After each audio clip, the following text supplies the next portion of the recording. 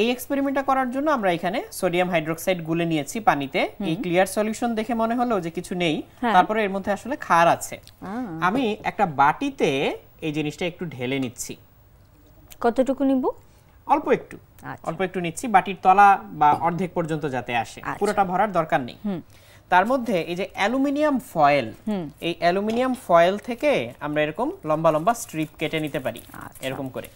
সেরকম aluminium strip আমরা তৈরি করতে পারি, কিংবা অ্যালুমিনিয়ামকে এইভাবে আমরা গুটলি পাকিয়ে ছোট ছোট বল তৈরি করতে পারি। এখানেও কিন্তু অনেকটুকু অ্যালুমিনিয়াম আছে, তাই না?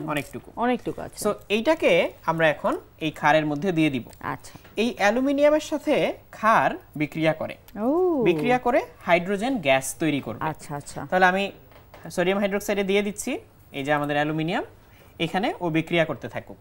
তাহলে রেখে দিলে একটু টাইম লাগবে বিক্রিয়া করতে, এবং বিক্রিয়া করে বুদবুদ তৈরি হবে। এই যে এটা কি তুমি দেখো অলরেডি তুমি বুদবুদ দেখতে পাচ্ছ, তাই না? হ্যাঁ, এটা কিন্তু ইরোড করা শুরু করে দিয়েছে। হ্যাঁ, অলরেডি বুদবুদ তৈরি হচ্ছে। এই বুদবুদটাই হচ্ছে হাইড্রোজেন, এবং আমরা কিন্তু একটা ফিজলিং শব্দ শুনতে পাচ্ছি, একটা সাউন্ড শোনা যাচ্ছে। আমি এখানে রেখে দিলে তুমি দেখতে পাবে যে পানিটা ঘোলা হয়ে যাচ্ছে সাথে সাথে। হ্যাঁ, এই যে ঘোলা হয়ে যাচ্ছে কারণ অ্যালুমিনিয়ামের সাথে এই যে দেখো বুদবুদ তৈরি করে হাইড্রোজেন গ্যাস তৈরি হচ্ছে। এখানে কি হিট প্রোডিউস হচ্ছে ভাই? হ্যাঁ, এই জিনিসটা গরম হয়ে যাচ্ছে, বাটিটা বেশ গরম হয়ে যাচ্ছে। তাই তো এই বিক্রিয়ায় প্রচুর পরিমাণ তাপ উৎপন্ন হয়, এবং এই তাপের কারণে এই বাটিটা গরম হয়ে যাচ্ছে। এই বাটি ভর্তি এখন হাইড্রোজেন গ্যাস তৈরি হচ্ছে এবং আস্তে আস্তে উপরের দিকে উঠে যাচ্ছে। আমরা এই এক্সপেরিমেন্টটাই আবার একটা টেস্ট টিউবে করব। আচ্ছা, তাহলে টেস্ট টিউবে করলে এই বুদবুদগুলো আরো ভালো বোঝা যাবে। তুমি যদি বেশি করে হাইড্রোজেন তৈরি করতে চাও তাহলে বাটিতে করতে পারো। আমি খুব সাবধানে এই অ্যালুমিনিয়ামটাকে তুলে ধরি, দেখো এর অনেকখানি অলরেডি ক্ষয় হয়ে গিয়েছে। হ্যাঁ, বিক্রিয়া করে ক্ষয় হয়ে গিয়েছে। এটা মানে কি ক্ষয় হয়ে যাওয়া একদম পুরোপুরি হবে টিল আমরা একদম গলে যাবে?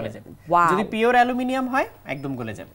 তাহলে এখানে প্রচুর বিক্রিয়া হয়ে হাইড্রোজেন গ্যাস তৈরি হচ্ছে, এবং এখানে বাটিটা প্রচন্ড গরম হয়ে যাচ্ছে। তো সাবধানে এই এক্সপেরিমেন্টটা করতে হবে। এবার এই এক্সপেরিমেন্টটাই আমরা একটু ভিন্নভাবে করব। আমরা এই বিকারের থেকে একটু পানি টেস্ট টিউবে নিয়ে নিচ্ছি। আচ্ছা, সেই টেস্ট টিউবের ভেতরে আমি একটু সাবান দিয়ে নিচ্ছি, এক ফোঁটা। তাহলে একটু সাবান দিয়ে নিলে ফেনা তৈরি হবে না? ডিশওয়াশিং লিকুইড দিয়েছি আমি, একদম সাথে সাথে ফেনা হয়ে গেল। এই যে ফেনা তৈরি হচ্ছে একদম। তাহলে উপরের অংশটা কিন্তু এখন ফেনায় ঢাকা। হ্যাঁ, এইবার এর ভিতরে আমি এখান থেকে একটু অ্যালুমিনিয়াম কেটে নিয়ে ঢুকিয়ে দিব। অ্যালুমিনিয়ামটা কেটে নিচ্ছি কেন, এটার কারণটা একটু বলি। আমরা অ্যালুমিনিয়ামটাকে যত ছোট ছোট টুকরো করব, বা গুঁড়া গুঁড়া করে ফেলতে পারবো, বা ছোট ছোট পিস করে ফেলতে পারবো, তত তাড়াতাড়ি বিক্রিয়াটা হবে। কারণ ছোট করে ফেললে বা টুকরা টুকরা করে ফেললে টোটাল সারফেস এরিয়াটা বেড়ে যায়। একটা জিনিসকে কেটে যত ছোট করতে পারি টোটাল সারফেস এরিয়া বেড়ে যাবে। এই দেখো দিচ্ছি, ভিতরে দিয়ে দিলাম। একদম নিচে এটাকে ফেলে দিতে হবে, বেশি করে দেই।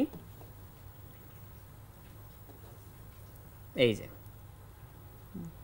এখন একটু ঝাঁকি দিলেই অ্যালুমিনিয়াম টুকরোগুলো নিচে চলে যাবে, একদম নিচে চলে। এই যে দেখো অ্যালুমিনিয়াম টুকরোগুলো এখন নিচে, একদম নিচে।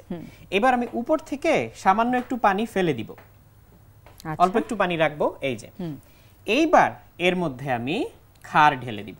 ওকে, খুব সাবধানে সোডিয়াম হাইড্রোক্সাইড এর ভিতরে আমি ঢেলে দিচ্ছি।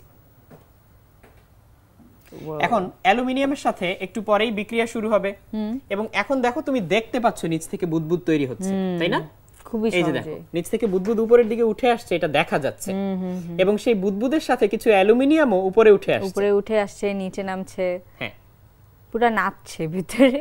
হ্যাঁ, ওকে। তারপর আমরা এখন কি দেখব? আচ্ছা, এই হাইড্রোজেনটাকে যদি কোনোভাবে জমানো যায় তাহলে সেখানে আগুন ধরানোর চেষ্টা করা যেতে পারে, তবে সেটা একটু বিপজ্জনক হয়ে যেতে পারে। তো সেই জন্য আমরা এখন আপাতত এখানে শুধু ফেনার মধ্যে হাইড্রোজেনটা জমাচ্ছি। তুমি দেখো নিচে পুরো জিনিসটা ঘোলা হয়ে গিয়েছে বিক্রিয়া করে। একদম। আমি যদি এখানে আরো অ্যালুমিনিয়াম দেই, একটু যদি এখান থেকে ছিঁড়ে নেই, তাহলে আরো বিক্রিয়া করবে। তুমি যত বেশি অ্যালুমিনিয়াম দিবে তত বেশি এখানে বিক্রিয়া হতে পারবে। বাটির মধ্যে আমরা বেশি পরিমাণে ক্ষার নিয়েছিলাম এবং বেশি পরিমাণে অ্যালুমিনিয়াম নিয়েছিলাম, তাই তীব্র বিক্রিয়া হয়েছিল। হ্যাঁ, এই যে দেখো এখন আমি ঝাঁকি দিলে আবারও বিক্রিয়াটা হবে। এই যে এখন দেখো আবার এখানে বুদবুদ তৈরি হচ্ছে। আমরা এরকম ভাবে খুব সহজে হাইড্রোজেন গ্যাস তৈরি করতে পারি যদি আমাদের কাছে সোডিয়াম হাইড্রোক্সাইডের মতো ক্ষার থাকে এবং আমরা যদি হচ্ছে একটু অ্যালুমিনিয়াম তার মধ্যে ঢেলে দিতে পারি। এইভাবে আমরা এক্সপেরিমেন্টটা করব যদি আমরা হচ্ছে হাইড্রোজেনটাকে ট্র্যাপ করে রাখতে চাই। আচ্ছা, আর এই বাটিতে যেটা হচ্ছিল, এই যে বাটিতে যদি আমি অ্যালুমিনিয়ামটা দেই, এই হাইড্রোজেনটা কিন্তু চলে যাচ্ছে, তাই না? হ্যাঁ, এই যে বাতাসে চলে যাচ্ছে, কিন্তু দিয়ে দাও, চলে যাচ্ছে। তুমি চাইলে এখানেও একটু সাবান দিয়ে দিতে পারো, তাহলে এখানেও ফেনা তৈরি হবে। সাবানের ডিফারেন্সটা কি এক্স্যাক্টলি হচ্ছে? সাবান দিলে সাবানের যে বুদবুদগুলো তৈরি হয়, সেই বুদবুদের মধ্যে হাইড্রোজেন গ্যাসটা আটকে যায়, বাইরে আর বের হতে পারে না। তাহলে এই যে দেখো এখন প্রচুর ফেনা তৈরি হচ্ছে বিক্রিয়া করে। সো এই এক্সপেরিমেন্টের মাধ্যমে আমরা কি করলাম, অ্যালুমিনিয়ামের মতো মেটালের সাথে একটা ক্ষারের বিক্রিয়া ঘটিয়ে বুদবুদের মতো করে হাইড্রোজেন গ্যাস তৈরি করলাম। এই যে হাইড্রোজেন গ্যাস কিভাবে ট্র্যাপ করা যায় এটাও কিন্তু খুব সুন্দর করে শিখে ফেললাম। আমরা একটা কাজ করতে পারি, এখানে একটু আগুন ধরানোর চেষ্টা করতে পারি। আচ্ছা, দেখি। দেখেছো? সো হাইড্রোজেন গ্যাস কিন্তু খুবই দাহ্য পদার্থ। হ্যাঁ, দিলেই হচ্ছে খুব বড় একটা আগুন ধরে যায় এবং একটা পপিং সাউন্ড হয় কিন্তু হাইড্রোজেন গ্যাসের ইন্ডিকেটর। হ্যাঁ, আবার দেই। সো এই যে পপ করে একটা সাউন্ড হয়, এটা দিয়ে হচ্ছে হাইড্রোজেন গ্যাস শনাক্ত করা।